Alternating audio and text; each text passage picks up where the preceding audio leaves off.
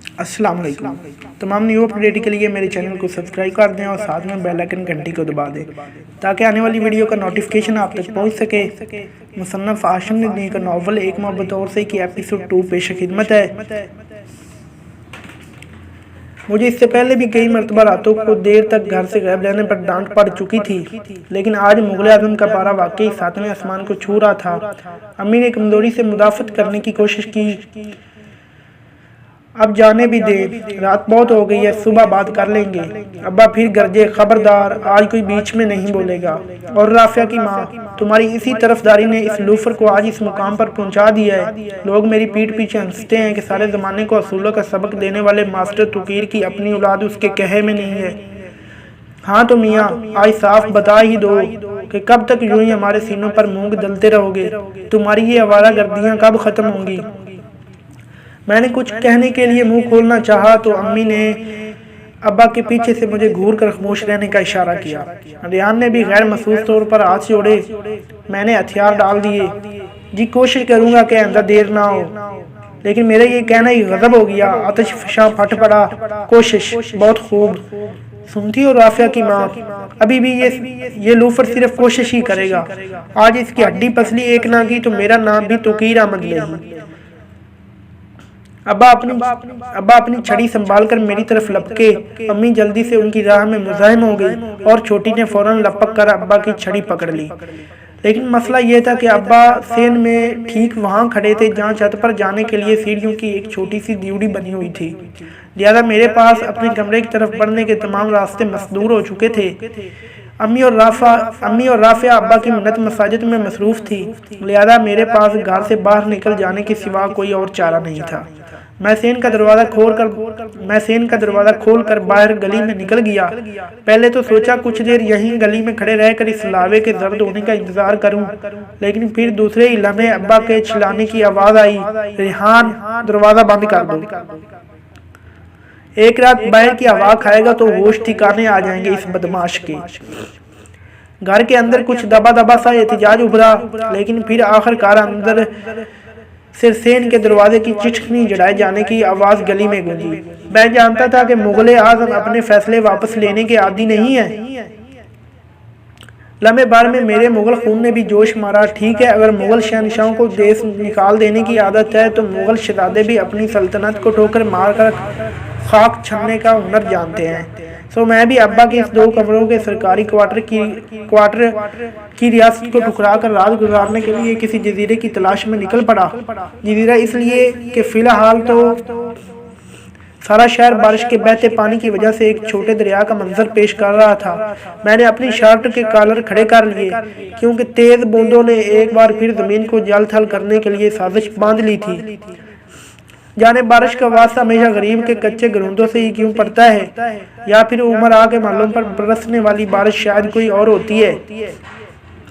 پہلے میں نے سوچا کہ کالونی سے نکل کر سڑک کے اگلے چرواہے سے متصل سڑک پر واقع بالے کے ابا کے گراج چلا جاؤں، لیکن جانے کالونی سے نکلتے ہی میرے قدم خود بخود کیفے فراق کے باہر بچھی لکڑی کے بینچ نما تختوں کی جانب کیوں بڑھتے گئے. کیفے کے لکڑی سے بنے چاروں دروازے تو بند تھے، لیکن کھڑکیوں پر چھن کر سڑک پر گرتی روشنی کے متصل ٹکڑے اس بات کا پتہ دے رہے تھے کہ اندر صبح کے ناشتے کی تیاریاں شروع ہو چکی ہیں. کیفے فراق کی حلوہ پوری سارے شہر میں مشہور تھی، اور صبح منہ اندھیرے ہی شہر سے باہر موجودہ سیمنٹ کی فیکٹری کو جانے والی پہلی شفٹ کے بہت سے مزدور یہاں سے ناشتہ کر کے صبح 6 بجے والی پہلی بس پکڑتے تھے. بارش تیز ہو چکی تھی. میں ٹین کی چھت والے برآمدے کے نسبتاً خشک حصے میں پڑے ایک تختے کی جانب بڑھ گیا، اور اندر سے چائے کی سوندھی اور بے چین سی کر دینے والی مہک باہر کیفے کے برآمدے تک آ رہی تھی. اگر صبح کا وقت طرف روشنی اور سورج کے طلوع ہونے سے ہی تھا تو ابھی صبح ہونے میں کافی دیر باقی تھی. میں کچھ دیر تک بینچ پر لیٹا سڑک پر گرتی بوندوں کے فنا ہونے کا کھیل دیکھتا رہا. پھر نہ جانے کب نیند کی روٹھی پری میری پلکوں کے مورچھل سے آ کر لپٹ گئی اور میں نے آنکھیں موند لی. شکر ہے ہم غریبوں کو امیروں کی طرح نیند خریدنا نہیں پڑتی. مجھے سوئے کچھ ہی دیر گزری ہوگی کہ اچانک مجھے یوں محسوس ہوا جیسے کسی نے دھیرے سے میرا شانہ ہلایا ہو. چند لمحوں کے لیے میں بھول گیا کہ میں اپنے گھر میں نہیں سڑک کنارے سو رہا ہوں۔ مجھے لگا جیسے حسب معمول دیر تک سونے کی وجہ سے چھوٹی مجھے چھت پر جگانے آئی ہے۔ میں نے نیند میں اپنا غصہ نکالا، کیا مصیبت ہے، سونے دو نا۔ معافی چاہتا ہوں برخوردار ہو، دراصل میں آدھ کھلی پلکوں سے میں نے اپنے سامنے بارش میں شربور ایک بزرگ کو پریشان کھڑے دیکھا۔ میں ہڑبڑا کر اٹھ بیٹھا۔ میں تمہاری نیند خراب نہیں کرنا چاہتا تھا، لیکن مجبوری کچھ ایسی آن پڑی تھی۔ گھر والی اور بچیاں میرے ساتھ ہیں اور بارش ہے کہ تھمنے کا نام تک نہیں لے رہی۔ سڑک کے کنارے ایک عورت اور دو لڑکیاں ہاتھ میں کپڑے کی چند گٹھڑیاں تھامے ٹین کے ایک صندوق کے قریب کھڑی خود کو بارش سے بچنے کی ناکام کوشش کر رہی تھی۔ ماں اور ایک لڑکی باقاعدہ برقعے میں اور دوسری لڑکی نے بھی مناسب پردہ کر رکھا تھا، لیکن تیز ہوا کے تھپیڑے انہیں بار بار سر کا پلو ٹھیک کرنے پر مجبور کر رہے تھے۔ سر کا پلو عورت کا سائبان ہوتا ہے، لیکن طوفان کو بھی تو سدا ہی سائبانوں سے سروکار رہا ہے۔ میں نے سر جھٹک کر اپنے حواس بحال کیے۔ جی فرمائیے۔ دراصل ہم لوگ ابھی کچھ دیر پہلے ہی نورپور کی گاڑی سے اترے ہیں۔ ٹرین کو کل شام 5 بجے اس شہر کے پلیٹ فارم سے لگنا تھا، لیکن سیلابی پانی کی وجہ سے رات 3 بجے پہنچی۔ جنہوں نے ہمیں اسٹیشن لینے کے لیے آنا تھا وہ نہ جانے کب تک ہمارا انتظار کرنے کے بعد واپس جا چکے ہیں۔ میں اس شہر میں نیا ہوں، تانگے والے کو جو پتہ زبانی یاد تھا وہی بتا دیا، لیکن یہاں اترنے کے بعد اندازہ ہو رہا ہے کہ شاید ہم کسی غلط جگہ اتر گئے ہیں۔ یہ سادات محلہ نہیں ہے۔ سادات محلہ یہاں سے زیادہ دور تو نہیں، لیکن آپ اس برستی بارش میں خواتین کو لے کر وہاں تک پہنچیں گے کیسے؟ ارے میاں، اسی لیے تو تمہیں سوتے سے جگایا ہے۔ میں جانتا ہوں تم دن بھر کی محنت مشقت کے بعد ہی یوں لمبی تان کر سوئے ہوگے، لیکن اگر تم ہمیں سادات محلے کے اس مکان تک پہنچا دو تو میں معقول مزدوری دے دوں گا تمہیں۔ مجھے کیفے کے باہر یوں بینچ پر سوتا دیکھ کر شاید وہ مجھے کیفے کا ہی کوئی ملازم یا مزدور سمجھ بیٹھے تھے۔ اس میں ان کا کوئی زیادہ قصور نہیں تھا۔ اس وقت میرا حلیہ ہی کچھ ایسا تھا، یا شاید میں نے فٹ پاتھ سے لگے جس بینچ کو اپنا بستر بنا رکھا تھا اس مقام نے انہیں یہی سوچنے پر مجبور کر دیا تھا۔ میں نے کچھ کہے بغیر ان کے ہاتھ میں دبی کاغذ کی وہ پرچی پکڑ لی جس پر سادات محلے کا پتہ لکھا ہوا تھا۔ مکان نمبر 3 گلی نمبر 7، مکان نمبر 13 گلی نمبر 7، سادات محلہ۔ پرچی کے دوسری جانب کسی تنویر علی کا بھی نام لکھا ہوا تھا۔ میں نے کاغذ اپنی جیب میں ڈال لیا۔ چلیے، میں نے بڑے میاں کا جواب سنے بغیر قدم بڑھا دیے۔ پیچھے سے ان کی کمزور سی آواز ابھری، میاں صندوق تو اٹھا لو۔ میں نے دل ہی دل میں خود کو کوسا، پورے پھنسے یان میاں، اور لو سڑک کے کنارے کھلی فضا میں سونے کے مزے۔ میں نے سڑک پر پڑا ٹین کا صندوق اٹھا لیا۔ جانے کیا پتھر ڈال رکھے تھے بڑے میاں نے صندوق میں۔ توقع کے خلاف وزن کی زیادتی کی وجہ سے ایک لمحے کے لیے میرے قدم لڑکھڑا سے گئے۔ چہرے کو نقاب میں چھپائے ہوئے بنا برقعے والی لڑکی کڑک کر بولی، ٹھیک سے اٹھاؤ، بہت نازک اور قیمتی چیزیں ہیں اندر، کہیں گرا نہ دینا سب کچھ۔ غصے سے میرے خون کا بہاؤ تیزی سے میری کان پٹیوں کی طرف دوڑا۔ جی میں آیا کہ صندوق وہیں سڑک پر پھینک کر ہاتھ جاڑ لوں کہ بی بی یہ لو، سنبھالو اپنا قیمتی سامان۔ ایان احمد نے آج تک گھر میں اٹھ کر پانی کا گلاس تک نہیں پیا، اور یہ محترمہ صندوق اٹھانے کا درس دے رہی ہیں۔ میں نے زور سے صندوق سڑک پر پٹخ دیا۔ سناٹے میں دور تک کچھ ایسی آوازیں گونجی جیسے کسی نے بہت اونچی عمارت سے ملبہ زمین پر پھینک دیا ہو۔ برقعے کے اندر کچھ چل سی مچی اور لڑکی چلائی، ارے ارے دیکھ کر، لیکن تب تک بڑے میاں میرے برتاؤ کا کچھ نتیجہ اخذ کر چکے تھے۔ وہ جلدی سے آگے بڑھے۔ میاں تم اس کی بات کا برا نہ بنانا، نادان بچی ہے۔ گہنا اب تم کچھ نہیں بولو گی، سمجھ گئی؟ لڑکی نے دبی آواز میں خود سے کچھ بڑبڑاہٹ کی لیکن جواباً کچھ نہ بولی۔ اچھا تو اس نادان بچی کا نام گہنا تھا۔ بڑے میاں نے صندوق کی دوسری جانب کا کنڈا اپنے ہاتھ میں پکڑ لیا۔ چلو صاحبزادے، میں تمہارا وزن کچھ ہلکا کر دیتا ہوں، ہم دونوں ہی سے اٹھا لیں گے۔ میں نے ایسگی سے ان کا ہاتھ ایک جانب کر کے صندوق خود اٹھایا اور آگے چل پڑا۔ لڑکی نے بڑے میاں سے نظر اور زبان بچاتے ہوئے غصے میں طنزیہ جملہ پھینکا، بڑے نخرے ہیں اس کلی کے۔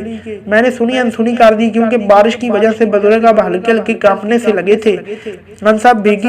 ہم سب بارش میں بھیگی سڑک پر چھپ چھپ کرتے قریباً 20 فٹ میں سادات کے محلے پہنچ گئے۔ اینٹ سے چھنی گلیوں کے لیمپ پوسٹ ابھی روشن تھے، لہذا مطلوبہ مکان ڈھونڈنے میں زیادہ دقت پیش نہیں آئی۔ دوسری دستک پر اندر سے لپکتے جھپکتے ایک 26-27 سالہ نوجوان آنکھوں پر نظر کا چشمہ لگائے برآمد ہوا اور بزرگ کو دیکھتے ہی لپک کر ان کے گلے لگ گیا۔ پتہ چلا کہ یہی تنویر علی صاحب ہیں اور بزرگ جن کا نام شیخ کبیر تھا۔ نورپور کے عالیہ سلام میں اپنا سب کچھ ڈبونے کے بعد اپنی مرحومہ بہن کے بیٹے کے پاس ہمارے شہر میں پھر سے ایک نئی زندگی کی ابتدا کے لیے اترے تھے۔ ماموں بانجا کچھ دیر تک دروازے پر ہی گلے شکوے کرتے رہے اور برقعے والی بڑی عمر کی عورت تنویر کی بلائیں لیتی نہ تھکی تو مجبوراً مجھے ہلکے سے کھنکار کر انہیں احساس دلانا پڑا کہ ان قیمتی جذبات کا اظہار وہ گھر کے اندر جا کر بھی کر سکتے ہیں۔ میرے کھانسنے پر بڑے میاں چونکے اور جلدی سے اپنی واسکٹ کی جیب سے 20-20 کے 2 نوٹ نکال کر میری طرف بڑھے۔ معاف کرنا میاں، موقع ہی کچھ ایسا تھا کہ من بہک گیا، میں تو بے دھیانی میں تمہارا نام پوچھنا بھی بھول گیا۔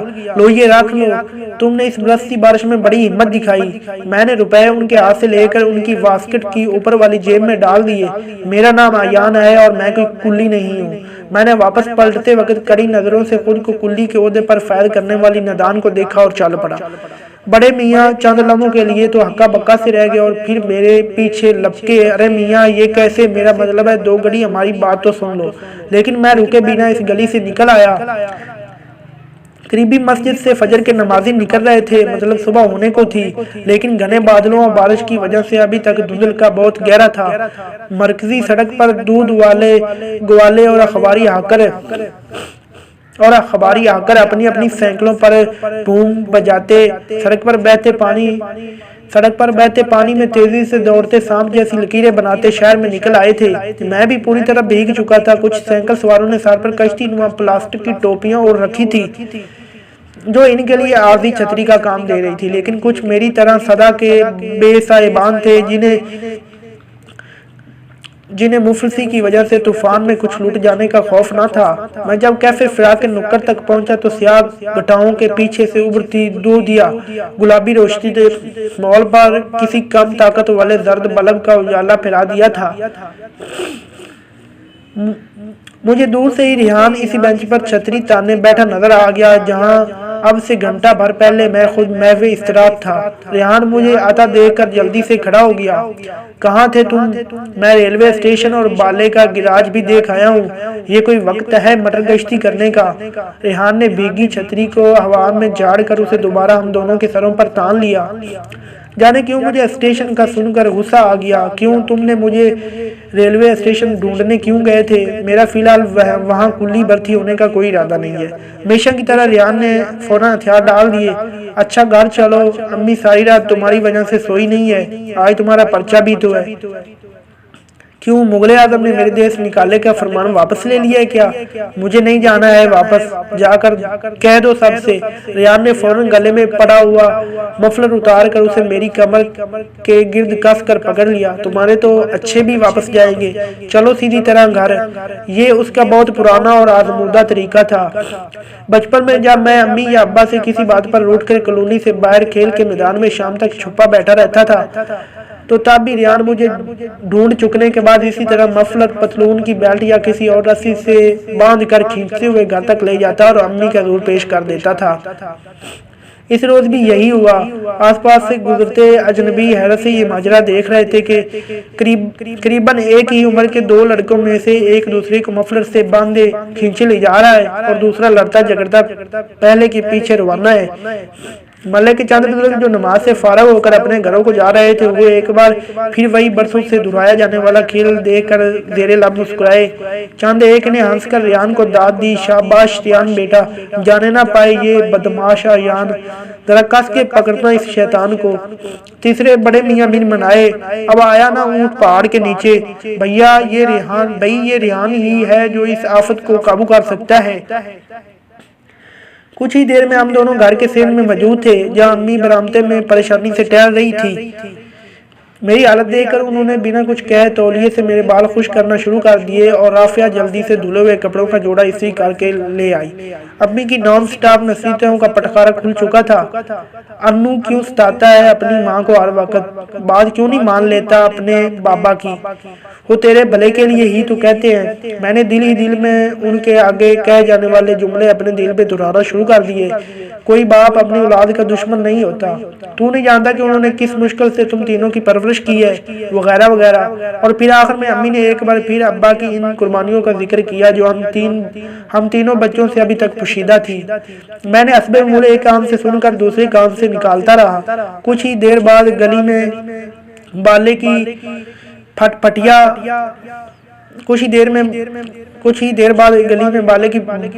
کا سلنسر گھرانے لگا۔ میرے ابا کے ڈر سے وہ صرف ایک بار ہارن دے کر پھر وقفے سے موٹر سائیکل کو صرف ریس دیتا رہتا تھا، لیکن آج ابا سیٹ میں کہیں نظر نہیں آ رہے تھے۔ ویسے بھی جس رات دیر سے ان کا مجھ پر قہر نازل ہوتا تھا، اس کی اگلی صبح وہ میرا سامنا کرنے سے گریز ہی کرتے تھے۔ امی مجھے زبردستی ناشتہ کرواتی رہ گئی اور میں بھگم بھاگ بالے کے ساتھ یونیورسٹی پہنچا۔ اردو میرے لیے ہمیشہ ہی بہت آسان تھی، شاید اردو میڈیم ہونے کا بس ایک یہی فائدہ ملا تھا مجھے۔ جبکہ بالے اور راجہ کا پرچہ کچھ خاص نہیں ہوا۔ حسب معمول گھر واپسی پر راجہ اور بالے میں یہی بحث ہوتی رہی کہ جانے ممتحن کو ان سے آخر ایسی کیا دشمنی تھی کہ جب وہ میر اور سودا پڑھ کر جاتے تو پرچے میں غالب ہوتا، اور جس دن غالب کا دیوان گھول کر پینے کے بعد پرچہ دینے بیٹھتے تو وہاں اقبال ہوتا۔ ان دونوں نے طے کر لیا تھا کہ آئندہ وہ دماغ کی بجائے کوٹ اور واسکٹ کی جیبوں میں ان شاعروں کی سواں خمریاں اور کلام بھر کر لے جائیں گے۔ بارش کچھ تھم چکی تھی، لیکن گھٹائیں اب بھی آسمان پر ایک دھانی آنچل اوڑے ہوئی تھی، ایسی آنچل جس کے کناروں پر سرمئی رنگ کی گوٹھا کناری جڑی ہوئی ہو۔ بالے نے راستے ہی میں اعلان کر دیا تھا کہ ایسے قاتل موسم میں کیفے فراق سے ادھار گرم سموسے اور چائے پیے بنا گزرنا گناہ کبیرہ ہوگا، لہذا ہم سب اپنے گناہ بخشانے کے لیے کیفے فراق جا پہنچے۔ مجھے دور سے دیکھتے ہی کیفے کا پچھی مرزا زور سے چلایا، ارے یہ رہا اپنا یاد بھائی، یہ صاحبان بہت دیر سے تمہاری راہ دیکھ رہے ہیں۔ میں نے مرزا کی نگاہوں کے تعاقب میں نظر دوڑائی۔ سامنے والی میز سے دو افراد اٹھ کر پلٹے۔ وہ گزشتہ رات والے شیخ صاحب اور تطویر تھے۔ میں ان دونوں کو وہاں اپنا انتظار کرتے دیکھ کر کچھ چونک سا گیا، لیکن شیخ صاحب مجھے دیکھتے ہی کچھ اس رفتگی سے میری جانب لپکے جیسے ہماری برسوں کی شناسائی ہو۔ یہ کیا میاں، تم تو رات ناراض ہو کر یوں چال دیے کہ پھر دوبارہ پلٹ کر خبر بھی نہ لی؟ سچ پوچھو تو مجھے شرمندگی کے مارے ساری رات نیند نہیں آئی اور صبح ہوتے ہی تنویر میاں کو لے کر تمہاری تلاش میں نکل پڑا۔ بھلا ہو ان مرزا صاحب کا جنہوں نے ہمیں یہاں روکے رکھا، ورنہ ہم تو تمہارے گھر جانے والے تھے۔ میرے دوستوں نے بھویں اچکا کر مجھ سے بڑے میاں کا تعارف پوچھا، اور پھر میرے کچھ کہنے سے پہلے ہی شیخ صاحب نے راج کا تمام ماجرا منو عن بیان کر دیا۔ میں نے درمیان میں بڑی کوشش کی کہ وہ کلی والا حصہ حذف کر جائے، مگر کہاں جناب، وہ بھی پوری کہانی سنا کر ہی دم لینے کو رکے۔ درمیان میں راجہ، بالا اور موشی جان بوجھ کر میرا ریکارڈ لگانے کے لیے ٹوکے دیتے رہے۔ اچھا، تو انو نے آپ کا صندوق بھی گھر تک پہنچایا؟ کمال ہے بھائی، کچھ بھی کہو، ہمارا ایان ہے بڑا فرما بردار اور سعادت مند بچہ۔ کلی ہو تو ایسا مزہ آ گیا۔ آخر میں تینوں شیطان یک زبان ہو کر بولے، جیتے رہو بیٹا ایان، ہم سب کو تم پر فخر ہے۔ شیخ صاحب اپنی دھن میں بولے جا رہے تھے، ہاں تم سب کو اپنے دوست پر فخر تو ہونا چاہیے۔ آج کل کون کسی کے لیے اتنا کرتا ہے؟ میں نے خون کے گھونٹ پیتے ہوئے اپنے گروہ کی جانب دیکھا اور شیخ صاحب سے پوچھا، آپ نے صرف میرا شکریہ ادا کرنے کے لیے اتنی زحمت کیوں اٹھائی؟ مجھے جو ٹھیک لگا وہ میں نے کر دیا، لیکن شیخ صاحب اپنی بات پر اڑے رہے اور آخر کار بڑی مشکل سے یہ وعدہ لے کر واپس پلٹے کہ میں پہلی فرصت میں ان کی طرف حاضری دوں گا۔ میری طرف سے راجہ اور بالے نے بڑے خوشو خضوع سے انہیں یقین دلایا کہ مجھے شیخ صاحب کی طرف لے کر آنا ان کی ذمہ داری ہے، لہذا وہ بے فکر ہو کر گھر جائیں اور ہماری آمد کا انتظار اور استقبال کی تیاری کریں۔ ان کے جانے کے بعد میں اپنے دوست نما دشمنوں کی طرف پلٹا۔ یہ سب کیا تھا؟ تم لوگ کبھی نہیں سدھر سکتے۔ کیا ضرورت تھی ان کے سامنے یہ ساری بکواس کرنے کی؟ لیکن وہ تینوں میری کوئی بات سنتے تبھی نہ۔ اچھا تو یہ بتا، اچھا امو یہ تو بتا یار وہ تھی کیسی جس نے تجھے کلی کا خطاب دیا؟ ہاں بیٹا، ہم سب سمجھتے ہیں تیری اس خدمت خلق کو، بنگے کا بیٹا کچھ دیکھ کر ہی گرتا ہے ضرور، کچھ نہ کچھ تو کالا ہے دال میں۔ سچ بتانا کیسی دکھتی تھی اور وہ بڑی والی کیسی تھی؟ میرا پارا آسمان کو چھونے لگا تھا، آخر کار میں پھٹ پڑا۔ کیا بتاؤں کیسی دکھتی تھی وہ؟ دونوں درجن گز بھر ٹینٹ نما برقعوں اور چادروں میں ملبوس تھی، آنکھ بھی بس ایک ہی اور بقدر ضرورت باہر نکال رکھی تھی۔ بس ہوگی تسلی یا مزید کچھ بتاؤں؟ میری بات سنتے ہی ان تینوں کے ارمانوں پر اوس پڑ گئی۔ کیا برقعے میں؟ دھت تیرے کی، ہم سب جانتے تھے کہ ہماری زندگیوں میں ایسے کسی شٹل کاک برقعے والی کی کوئی گنجائش نہیں تھی۔